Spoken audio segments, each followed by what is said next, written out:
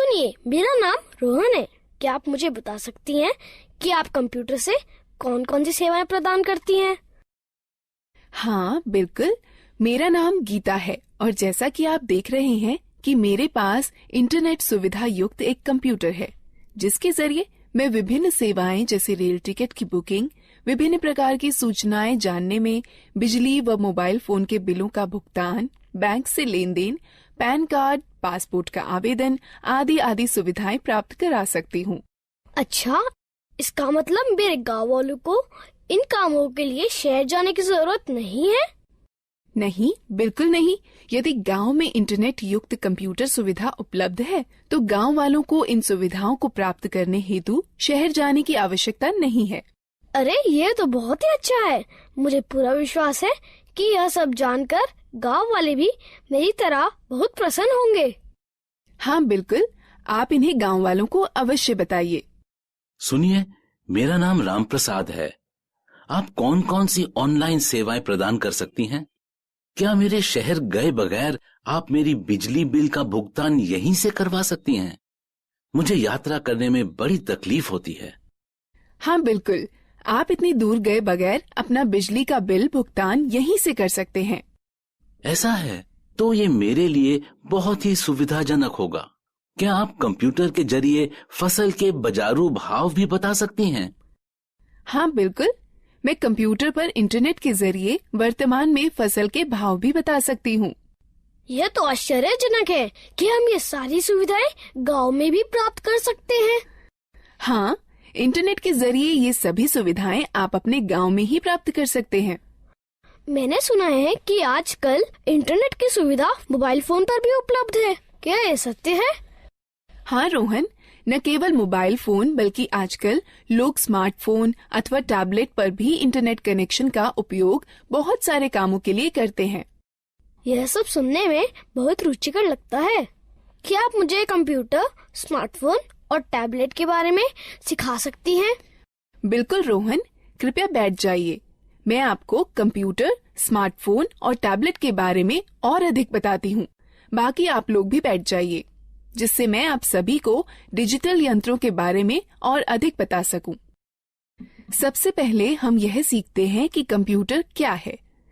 Computer एक electronic यंत्र है जिसका उपयोग आंकड़ों व सूचनाओं के संकलन व प्रसंस्करण के लिए किया जाता है।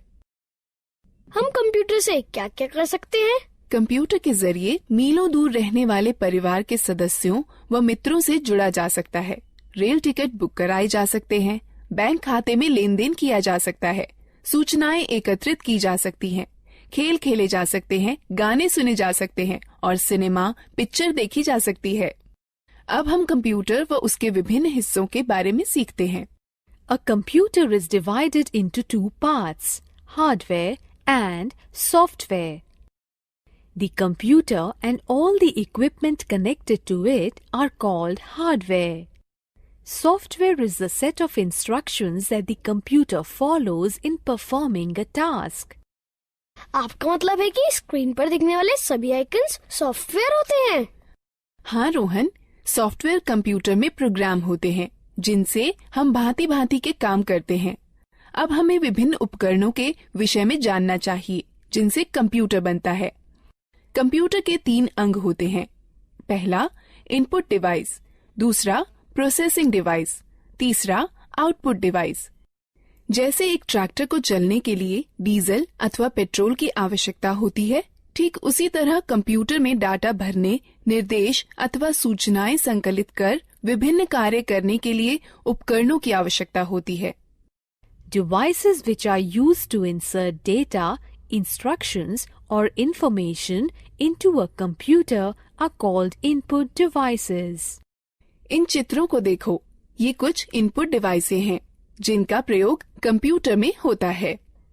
ये इनपुट डिवाइस निम्न हैं: pen drive, mouse, keyboard, CD, microphone.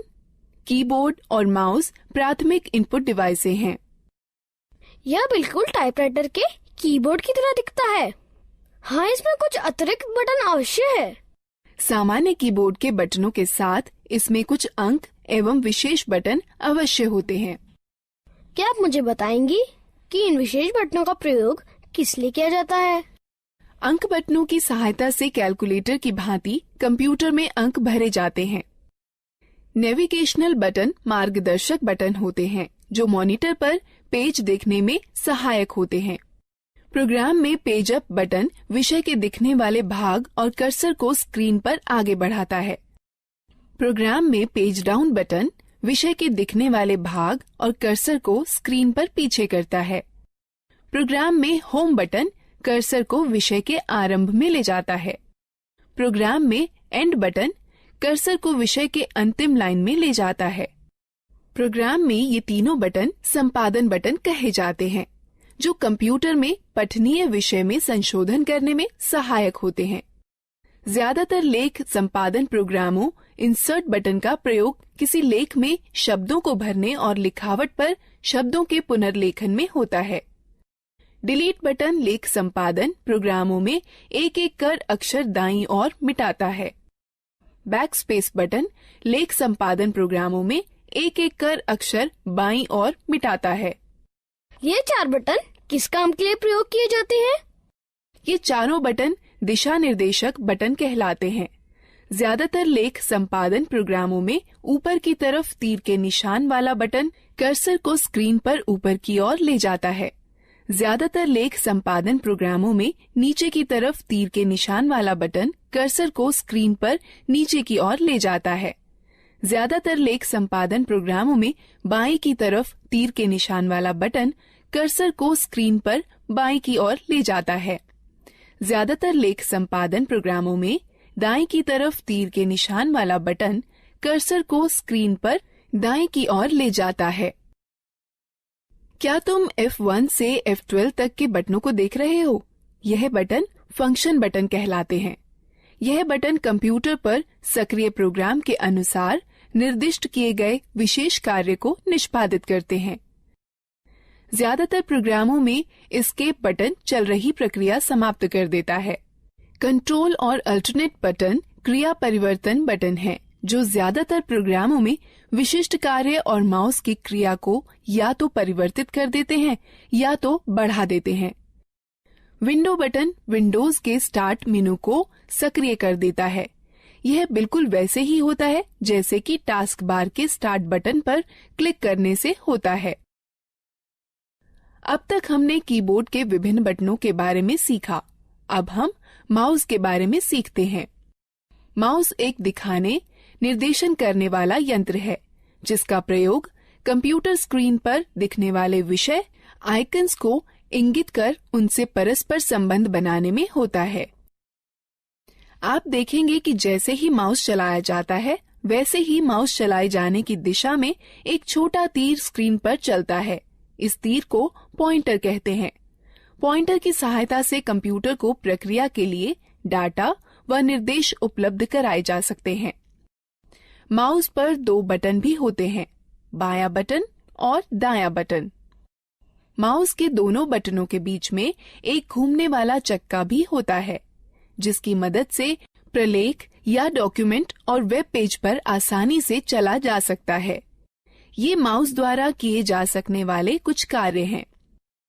Mouse के बाएं बटन को एक बार दबाकर स्क्रीन पर किसी प्रोग्राम को चुना जा सकता है।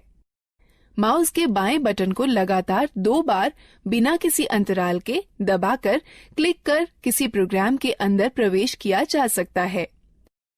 माउस के दाएं बटन को दबाए जाने पर इंडेक्स मेनू खुलेगा। घूमने वाला चक्का स्क्रीन पर पेज को ऊपर नीचे खिसकाने में हमारी सहायता करता है। जिस तरह दानों से भूसी निकालने या गेहूं को पीसने में ग्राइंडिंग मिल एक प्रोसेसिंग मशीन की तरह काम करती है, उसी तरह कंप्यूटर में वह यंत्र जो डाटा संग्रहण और संरक्षण को नियंत्रित करते हैं वह प्रोसेसिंग डिवाइस कहलाते हैं। कंप्यूटर प्रोसेसर या सीपीयू प्रोसेस की जाती है, फिर कंप्यूटर की मेमोरी या आरएएम में संरक्षित की जाती है।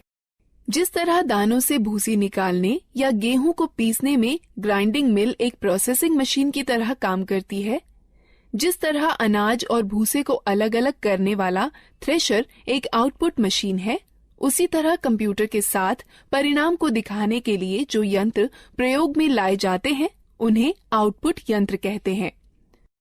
मॉनिटर एक बहुत ही सामान्य आउटपुट यंत्र है। मॉनिटर स्क्रीन है जिसका प्रयोग आउटपुट जैसे शब्दों, अंकों व चित्रों को देखने में होता है।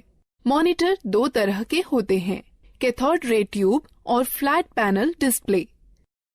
प्रिंटर कंप्यूटर से प्रसंस्कृत डाटा लेता है जिसे सॉफ्ट कॉपी कहते हैं और उसे छापकर निकालता है जिसे हार्ड कॉपी कहते हैं। कंप्यूटर पर दिखने वाले किसी चित्र या लेख को सॉफ्ट कॉपी कहते हैं तथा उसी के छपे हुए को हार्ड कॉपी कहते हैं। प्रिंटर तीन तरह के होते हैं, इंकजेट प्रिंटर, लेजर प्रिंटर और डॉट मैट्रिक्स प्रिंटर। स्पीकर एक आउटपुट यंत्र जिसके द्वारा हम आवाज सुनते हैं। स्पीकर के बिना हम गाने अथवा आवाज विषयों आदि को सुन नहीं सकते। हेडफोन कंप्यूटर से आवाज आउटपुट देता है।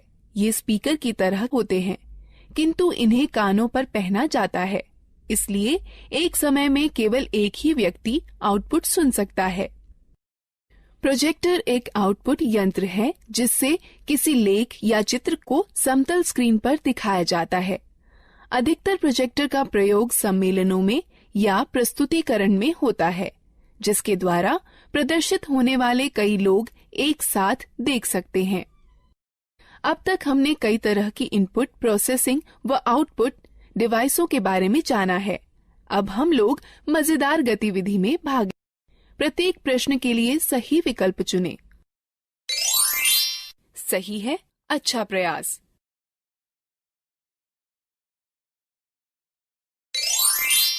सही है, अच्छा प्रयास।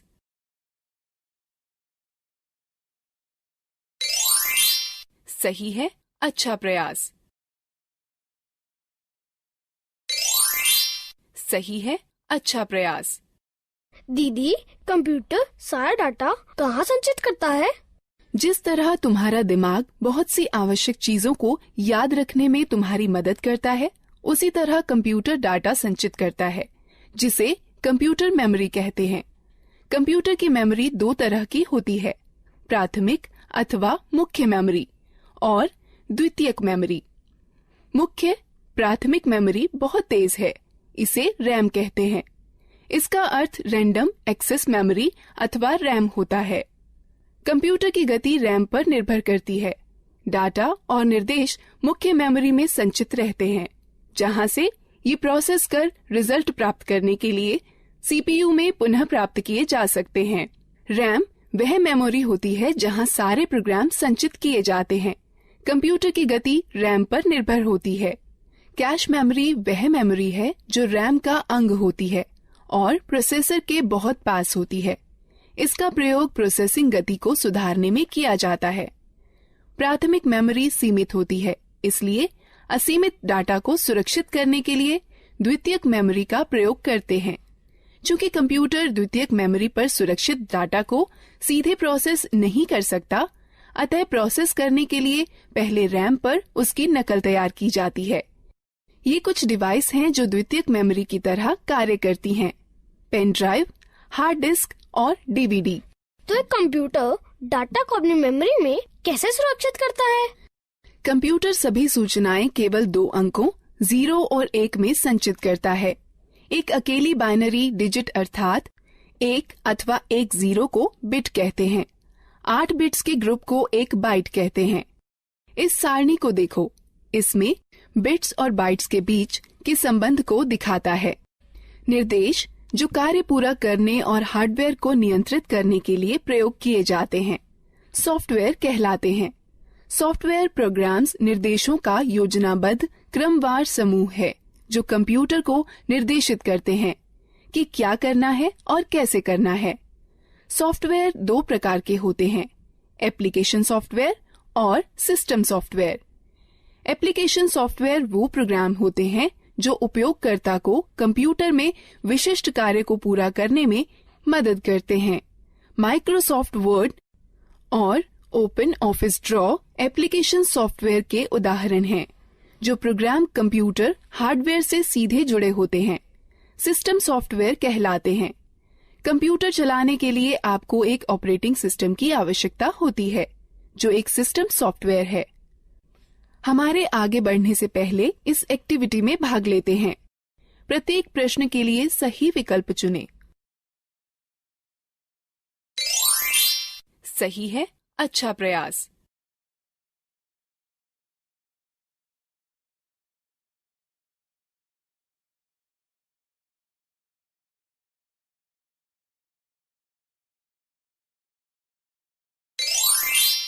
सही है, अच्छा प्रयास। गीता, ये सब रुचिकर है। मैंने पहले कभी भी कंप्यूटर नहीं चलाया है। क्या तुम मुझे बता सकती हो कि कंप्यूटर कैसे स्थापित किया जाता है और कैसे चलाया जाता है? अवश्य चाचा, मैं सब कुछ समझा दूंगी। सबसे पहले मैं आपको कंप्यूटर के विभिन्न अंगों से परिचित कराती हूँ। यह मॉनिटर है। यह टेलीविजन की तरह है और इसकी स्क्रीन पर आउटपुट देखा जाता है।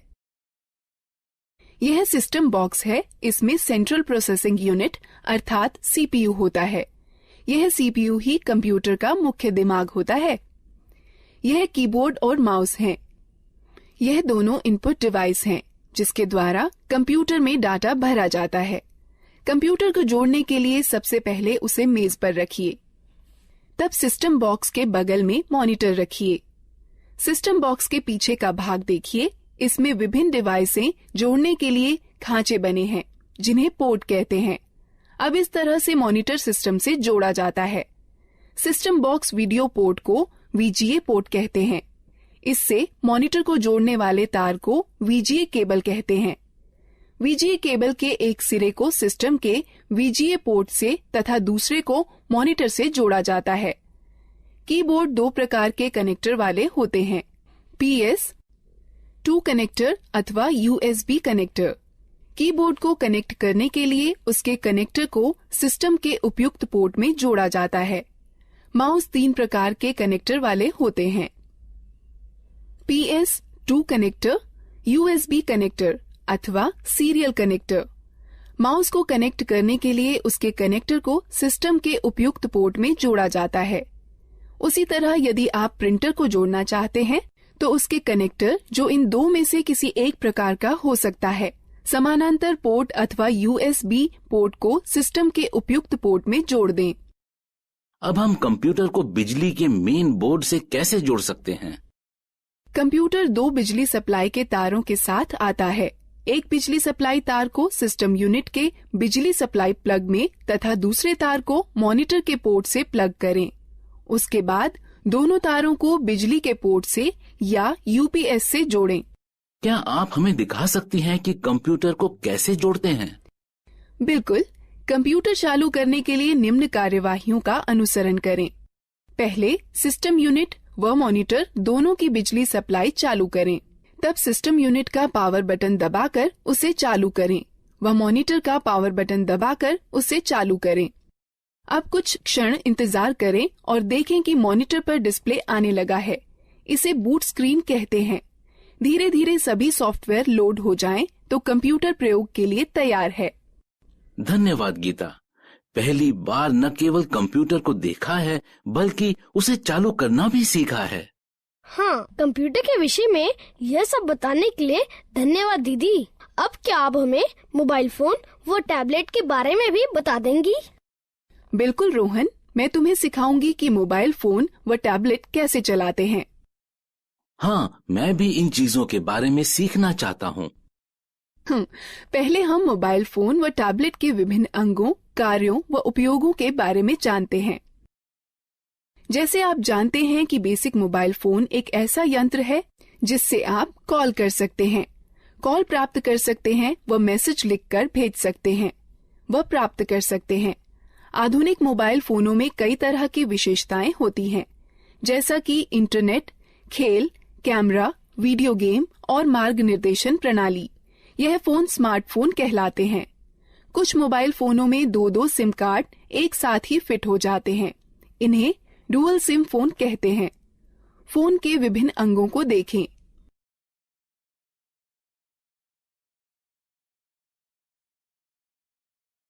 गीता, क्या तुम मुझे दिखा सकती हो कि फोन में सिम व बैटरी कैसे डालते हैं? बिल्कुल, बस निम्न प्रक्रियाओं का अनुसरण करें।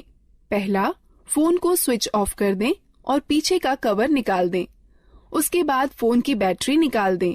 तब सिम खांचे में सिम डाल दें। अंत में बैटरी व कवर पुनः लगा दें और फोन को चालू करें। धन्यवाद गीता, मुझे फोन की बैटरी चार्ज करने में भी समस्या होती है। चिंता न करें, बस निम्न प्रक्रियाओं का अनुसरण करें।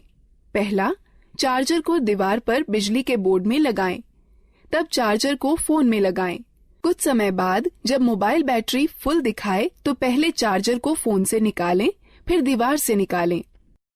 मैं आपको सिखाती हूँ कि फोन के बटनों को लॉक व अनलॉक कैसे किया जाता है। हमें बटनों को लॉक क्यों करना चाहिए? चाचा, जब आप लंबे समय तक फोन का प्रयोग न कर रही हों तो उसे लॉक करके रखना अच्छा होता है। इसकी यह प्रक्रिया है। फोन लॉक करने के सिलेक्ट मेन्यू पर जाइए और स्टार बटन दबाइए। अब ये लॉक कैसे खुलेगा? इसे खोलने के लिए फोन का अनलॉक बटन दबाइए और तब स्टार बटन दबाइए। मेरे पास ये नया मोबाइल है और मुझे यहाँ तक नहीं पता है कि इसकी विशेषताएं कैसे देखें। आप अपने मोबाइल की विशेषताएं देखने के लिए पहले मेनू आइकन छुएं या मेनू बटन दबाएं, जिससे फोन के सारे फीचर दिखाई पड़ने लगेंगे। और पीछे जाने के लिए पीछे आइकन को छुएं या बटन को दबाएं। पुनः आरंभ में जाने के लिए होम आइकन को छुएं या बटन को दबाएं। बेसिक फोन अथवा टच स्क्रीन फोन रिंगटोन घंटी बदलने के लिए निम्न प्रक्रिया अपनाएं। बेसिक फोन के लिए पहले मेनू चुनें, फिर सेटिंग, तब टोन चुनें और फिर खिसक कर रिंगटोन पर जाएं। तब गैलरी खोलने के लिए खिसक कर गैलरी पर जाएं, जहां पर कई रिंगटोनों की सूची दिखाई देगी। अब आप अपनी इच्छा अनुसार टोन का चयन कर सकते हैं। टच स्क्रीन फोन रिंगटोन बदलने की प्रक्रिया। पहला, होम आइकन को छुएं, फिर मेनू आइकन को छुएं, फिर पर्सनलाइजेशन सेटिंग्स आइकन को छुएं, फिर सेटिंग आइकन को छुएं, फिर प्रोफाइल सेटिंग आइकन को छुएं। तब रिंगटोन या नोटिफिकेशन रिंगटोन आइकन को छुएं। तब रिंगटोन की सूची में खिसक कर अपनी इच्छानुसार रिंगटोन चुनें। तब ठीक ओके आइकन को छुएं। मैं अपने फोन में अलार्म सेट करना चाहता हूँ। क्या सुबह जल्दी अलार्म सेट करने में आप मेरी मदद कर सकती हैं? निम्न प्रक्रिया से आप स्वयं कर सकते हैं। बेसिक फोन के लिए पहले मेनू में अनुपयोग चुनें, फिर अलार्म घड़ी, उसके पश्चात अलार्म का समय सेट करके सेव चुनें, फिर खिसक कर रिंगटोन पर जाएं। यदि आप अलार्म को दोहराना चाहते हैं तो चयन के विकल्प में जा दोहराना, फिर दिनों का चयन कर संपन्न चुनें। टच स्क्रीन फोन में निम्न प्रक्रिया अपनाएं। पहले मेनू को छुएं, तब घड़ी को छुएं, तब अलार्म को छुएं, अलार्म का समय सेट करके सेव चुनें। दीदी, क्या आप हमें टैबलेट के बारे में बता सकती हैं? हाँ जरूर, मैं अभी बताने ही वाली थी। टैबलेट एक कॉम्पैक्ट डिवाइस है जो एक स्मार्टफोन अथवा एक लैपटॉप अथवा कंप्यूटर की तरह है। आजकल टैबलेट अपने सुविधाजनक आकार और फीचर के सरल उपयोग के कारण बहुत लोकप्रिय हो गए हैं। इनका उपयोग हम इंटरनेट पर ब्राउजर, मेल चेक करना, डाउनलोड और किताबें पढ़ने, गेम खेलने, वीडियो देखने के अलावा संगठक के रूप में किया जा सकता है। टैबलेट विभिन्न प्रकार के होते हैं। यहाँ पर कुछ हैं। बुकलेट टैबलेट पीसी का सबसे सरलतम रूप है, जो किताब की तरह दिखता है। इस डिवाइस के दोनों तरफ डिस्प्ले होता है और इसकी कार्यप्रणाली दोनों तरफ छूने से कार्य करती है। यह हस्तलेख को पहचानने वाला सॉफ्टवेयर होता है, जो तुम्हें स्क्रीन पर वैसे ही लिखने की अनुमति देता है जैसे कि आप पेपर पर लिख सकते हैं। स्लेट सबसे साधारण और सबसे ज्यादा पाया जाने वाला टैबलेट पीसी है, जो अधिकतर मनोरंजन के लिए, फिल्म देखने के लिए, इंटरनेट चलाने के लिए, वीडियो देखने, वीडियो कॉल करने और दोस्तों के साथ चैट करने के लिए प्रयोग किया जाता है। कन्वर्टेबल टैबलेट लगभग पारंपरिक लैपटॉपों की तरह के ही होते हैं। इसमें बस एक बड़ा फर्क यह होता है कि इनसे टच स्क्रीन डिस्प्ले होता है, जिसे 180 डिग्री तक घुमाया भी जा सकता है। हाइब्रिड टैबलेट में स्लेट और कन्वर्टेबल टैबलेट दोनों की सबसे अच्छी विशेषताएं सम्मिलित होती हैं।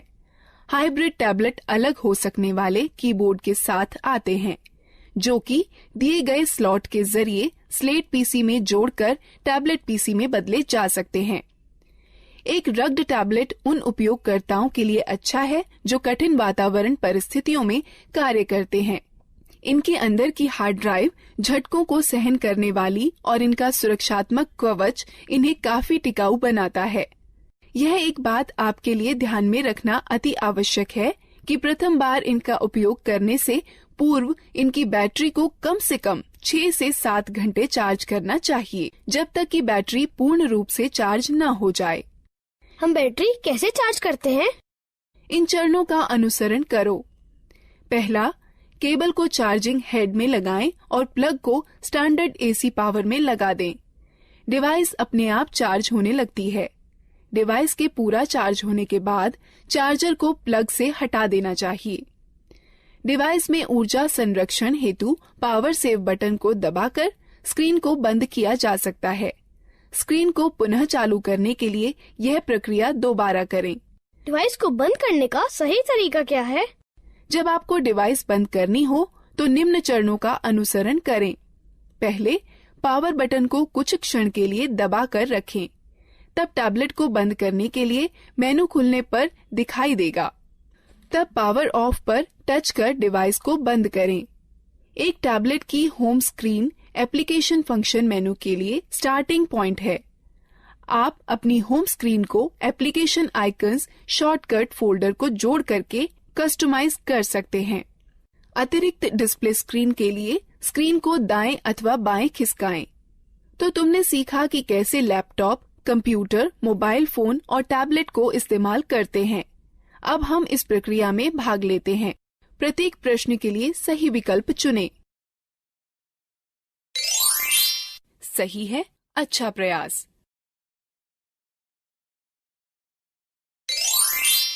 सही है, अच्छा प्रयास।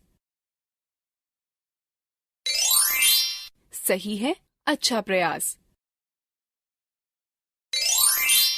सही है, अच्छा प्रयास।